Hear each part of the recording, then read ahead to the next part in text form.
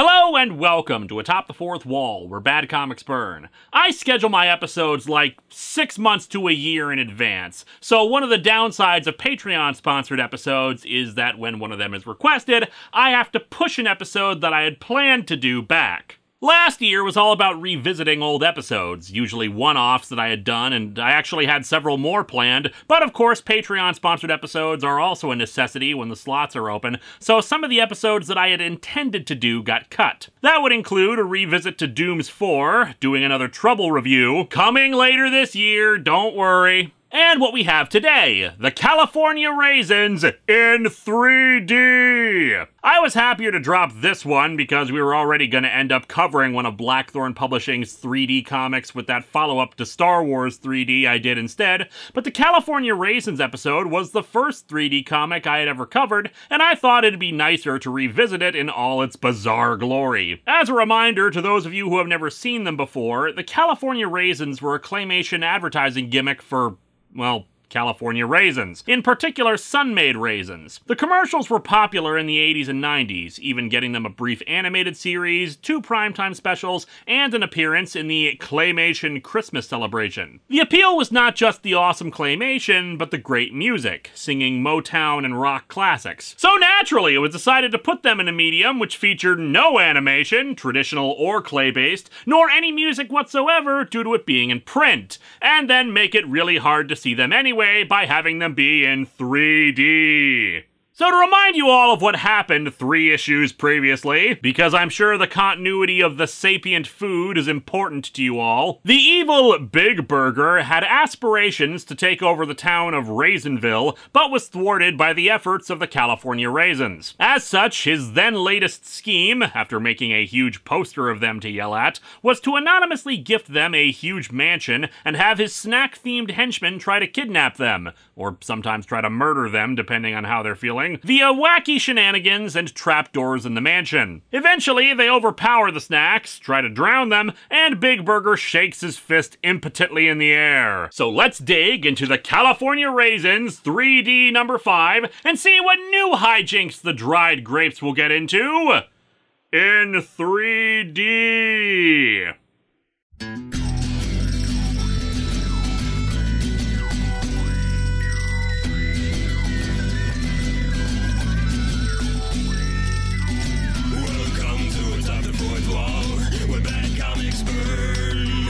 Linkara's gonna teach you all a lesson you won't learn. Brodsky, you're not the smartest. Life out, you're not an artist. Anyone who's had a bad comic published, it could be your turn. Linkara, he's a man punch, wears a pretty hat. Linkara, he has a magic gun. Where'd he purchase that? Linkara, coins, robots, Amazon and trucks. Linkara, this comic sucks. Linkara. Ooh, baby, here I am, signed, sealed, delivered, I'm yours, baby. The cover is awful. Aside from the fact that it's just a redrawn stock pose of the raisins on a blank gradient background, we're introduced to 3 women raisins that not only raise a lot of questions about the biology of these creatures, but also they're kind of horrifying. Move over, boys! Make way for the Lady Raisins! You may begin screaming now. So I suppose we should be thankful that when they decided to make some women raisins that they did not decide to give them breasts to signify that, but one of their choices was still questionable. The indicators of them being lady raisins were giving them lipstick, high heels, eyelashes, and hair. Or rather, the tops of their raisin bodies shaped into hair. Unless that is supposed to be hair, in which case, it's probably not good when your raisins have hair growing out of them. Not a good way to promote your product. Really, the thing that makes the hair such a bad call is that with the brown coloring, it looks like they all have poop on their heads. Anyway, we open with the California Raisins in their studio, which apparently includes a beach in a box. My save! And what wild and wonderful songs will we wow the crowd with tonight? I'm thinking something by Slayer. One raisin suggests some jazz instrumentals, but the lead singer, yeah, I don't know their names, is offended by that idea. A voice like mine deserves to be showcased properly, and I just happen to have written the perfect song. I call it Crawling in My Skin. When he attempts to sing it, though, the other raisins are less than impressed. Man, oh man, that song is the worst. I wish I hadn't had lunch before practice. What do you eat? Lead singer Raisin is pissed that the others aren't being more supportive as his friends. How else are we supposed to get new songs? Your biggest hit was I Heard It on the Grapevine. Dude, you're a cover band. There's nothing to be ashamed of there. Sunglasses Raisin has a suggestion for someone they can look to for help for new songs, and thus they crowd into their incredibly tiny convertible, seriously, that thing can't be comfortable, and drive off. Boy, it's a beautiful day in the neighborhood. Where have I heard that before? Okay, if the guy they're going to for new songs is Mr. Rogers, I am all on board with this. Mr. Rogers Raisins. They head to a bad part of town and enter a laboratory staffed by a robot and meet whatever the hell this thing is. Gigo, my man! Ben Indason! Good to see you! Okay, so one raisin was named, and I know I could just look them up, but I don't care enough to. So in the laboratory, he has a jar with a giant brain in it, and the other has pickles. And in this world, where food is alive and walks around, is there actually any difference? Also, on the lab table, there's a line of electrical sockets, and one of them is just a smiley face. And that makes me happy. Anyway, they ask him about some method of making new songs. You came to the right place. I, Gigo Chipshort, famous inventor, have just finished my latest gadget. I call it drugs. No, it's a Musinart song processor. Maroon 5's been using it for years now. I don't know, it looks kinda dangerous to me. Well, it does seem to utilize the same technology that Mexican Santa Claus movie uses. Nonsense! It's completely safe. It slices, it dices, it purees, it pummels, it grates, it flakes, and it writes nice songs too. Oh, so it was Katy Perry who was using it. Gotcha. The device works by shoving random objects into it, and it will write a song about them. So this is actually some kind of Tales from the Crypt horror device where if you want to write a love song, you feed your significant other to it.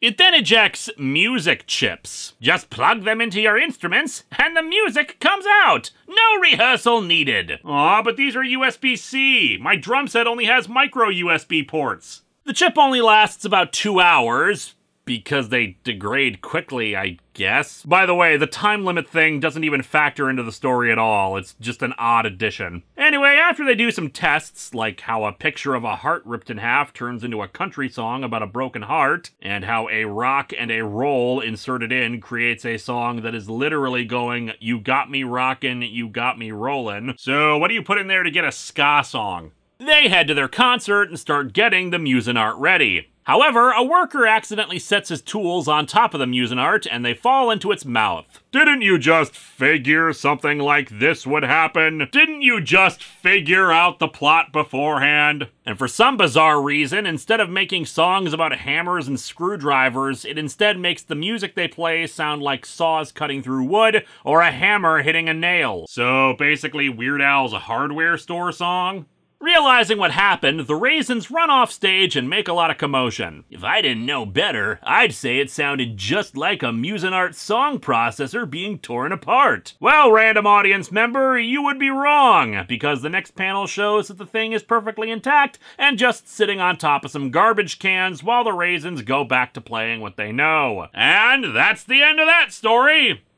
Yeah, there are actually 2 in this thing, because the people demanded more than just one story about the California Raisins per issue. Our second story begins at the California Battle of the Bands, where one group consisting of bread products known as the Doughboys finishes their song to applause, but the next band on stage rocks the audience. Richter, made of 2 screws, a nail, and a hex nut. Okay, wait a second! So other inanimate objects can come alive in this world and not just food? What about those instruments they're playing? Are there living equivalents here? What do these creatures eat, assuming they eat at all? Do they take offense that inanimate versions of themselves were no doubt used to create this very stage? What are their teeth made out of? I have so many questions! Oh, and a carrot and a tomato in the audience are enamored by Richter's hard rock ways. And they both have boobs. Because why the hell not at this point? Anyway, after they finish, they're declared the winners of this Battle of the Bands. But it turns out this is just one of a series of said battles, and the host says that it'll take a unique sort of band to take out Richter. Probably some band based on dry fruit that so far has not participated in this competition. Meanwhile, the Raisins arrive late for a rehearsal at their studio so they can get ready for their own appearance at the next Battle of the Bands. Apparently they have some reigning title as the best band. However, as they start setting up, the Lady Raisins show up looking for them, and our heroes are quite taken with them. Their manager, Duty, informs them that the ladies have been hired to be backup vocalists for them in the Battle of the Bands. Ben Indasun wants to hear them show off their singing talent, and yeah! Hey guys, check out this new thing I found for your nightmares! I think the reason why they're so horrifying to me versus, say, the regular California Raisins is a combination of elements. First is the eyes. The artwork on the Raisins throughout the book is fairly consistent, but the eyes change a bit, with them usually just being a black iris inside of a circle, standard cartoon eye. But on this page, all the Raisins, not just the Lady Raisins, have a tinier iris and a circle within a circle, which with the lack of color ends up making them look like deranged, murderous, soulless eyes. But the bigger factor for making them so frightening? The mouths! Something about giving them more defined lips makes the mouths look bigger and take up more of their heads, especially in this shot where they're singing.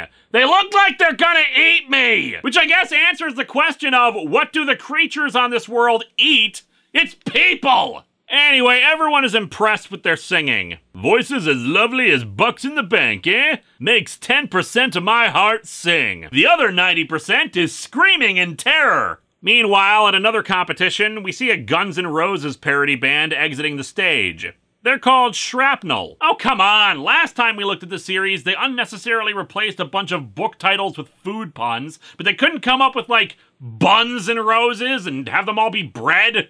As Richter takes the stage, we see outside some of Big Burger's minions, who are apparently behind the success of Richter, using some sort of machine to create an enormous amount of stomping to make it seem like the crowd is going wild. This machine is a little box with legs that says EM on it. The machine being turned on begins to grow, and grow, and grow, and grow! Make our monster grow!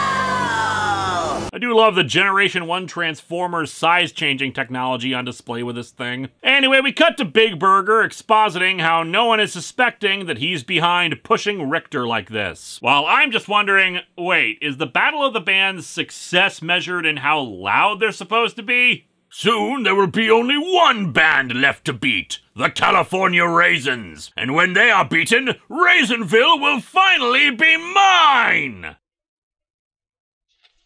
That's a stupid plan! How will defeating the California Raisins in a Battle of the Bands allow you to take over Raisinville? Is Raisinville just some town whose name and existence are predicated on the winner of this competition? Like, if Richter wins, is it gonna become Richterville? You were trying to take over Raisinville in the last comic. What makes that town so friggin' special? You own a castle, asshole! What more could you possibly want? What's more, you have an earthquake machine! Clearly you can set your sights higher than one small town named after friggin' raisins! You possess something that they base entire plots around supervillains trying to get their hands on, and you're using it for a music competition! It just raises too many questions. And of course, you're losing sight of the real enemy, jackass, because while you're wasting time worrying about the California Raisins, Wild Stallions is gonna come and win the Battle of the Bands! Also, in the old review, I kept saying that these cube-shaped things are croutons, but I think what they're actually supposed to be is sugar cubes? I get that Big Burger and his minions are supposed to represent food that's bad for you. We'll ignore for a moment that I don't see burgers as that particularly harmful. But how many people are really out there just eating sugar cubes? Anyway, to hedge his bets, Big Burger sends the cube creatures out to help ensure that the Raisins don't win. They elect to spread some kind of fast-acting glue to their chairs behind the stage. The 5 Raisins sit down at... Wait, I just realized. This story added another member. The previous stories, it was 4 of them. Is that how the Raisins procreate? They divide via mitosis or something?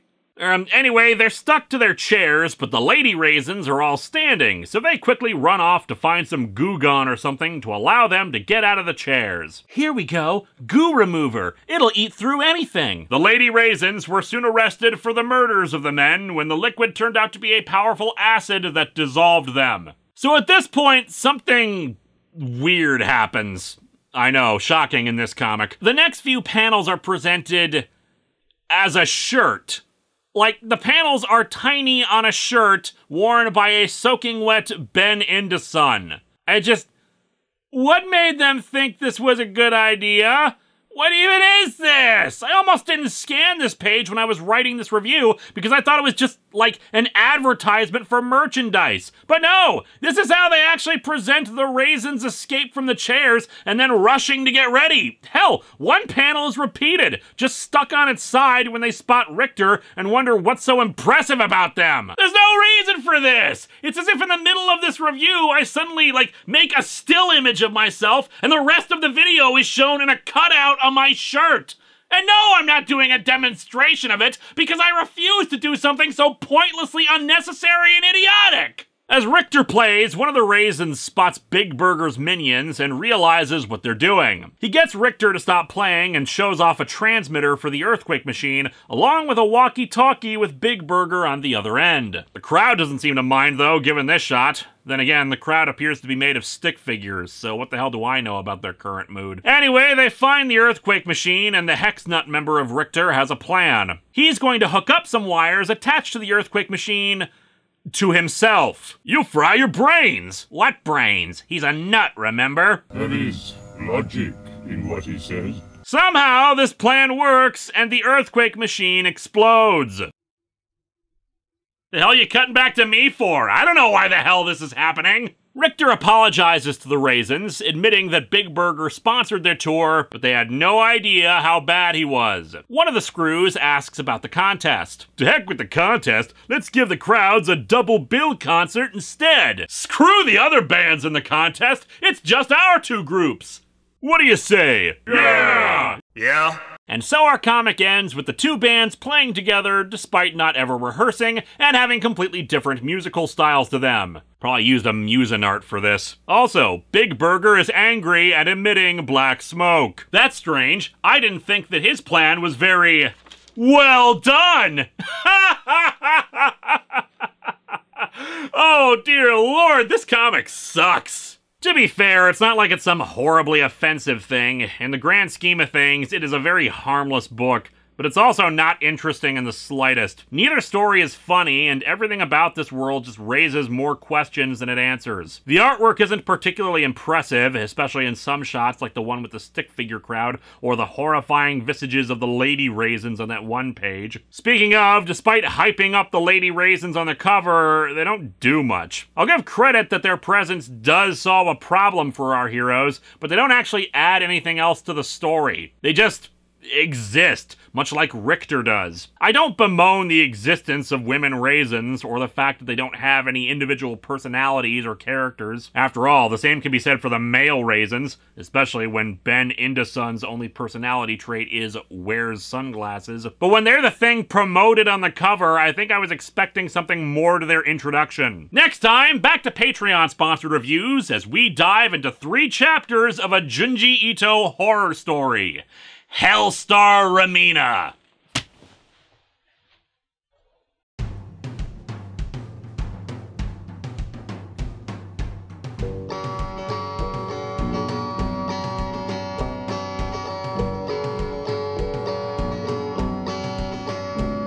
I'm sitting on my couch reviewing comics, the worst books that you will ever see. It's sad that comic